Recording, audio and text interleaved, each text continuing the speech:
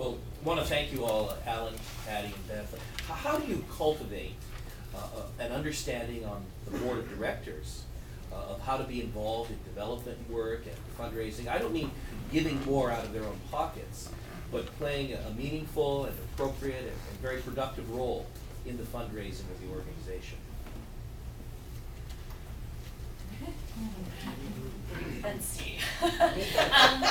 I think for current board members, it is a little more difficult because they joined your board under a certain understanding. I do think it's very important going forward as you add on new board members, and I'm not gonna, I won't point fingers, but I know that several people here in their organizations, there is an expectation that if you are going to sit on their board, you need to give at a certain level. And as a board member coming on, they know that, you know, so if they're calling me and saying, Beth, I want you to sit on my board, the expectation is that we would like for you to give $2,500 a year, and we also have a gala, we would like for you to sell a table or get a sponsorship, so that when I accept a board membership, I know going in that that is the expectation that that organization has of me. And either I'm gonna say, I don't think I can do that right now, or yes, I believe in your organization, and I believe that I can be that kind of board member. So I think it's a little harder for board members that are currently sitting on your board, but as you recruit new members, have that written down and have that as part of the recruitment process as you talk to new board members.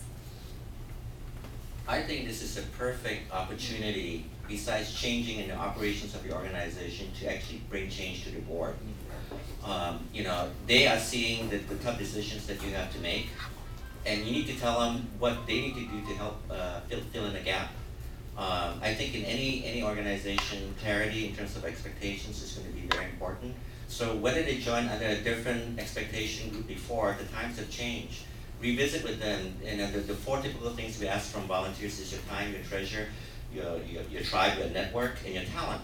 Revisit and see where they can contribute. And if they can, graciously allow them to get off the board and recruit other people. And your new recruits, be very, very clear up front. This is a different environment. This is not party time.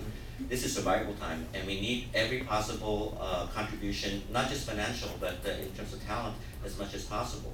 And also, just like you need to understand your donors, you need to understand where your board members are coming from. Some people will be able to make meetings 12 times a year. Other people just give me a project, I'll get it done really, really well, but don't obligate me to monthly meetings. Take advantage of that, you know. So how we shape our board governance is going to be actually quite different, and I think it's a good thing. Just one more thought. I think I always advocate for time-limited projects. So it's not a board member, go raise money for the next 12 months. This is our campaign for the next quarter. Your obligation. We would like you to help us raise X amount within the next 6 weeks. Talk to 2 prospects, whatever it might be.